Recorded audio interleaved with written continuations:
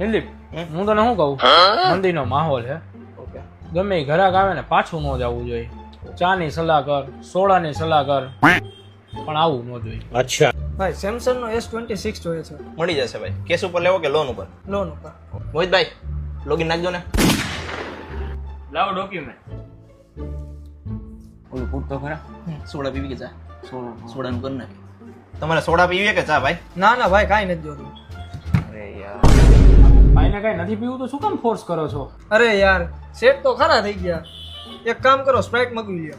વાહ, ક્યાં મુસ્કરાહટ હે.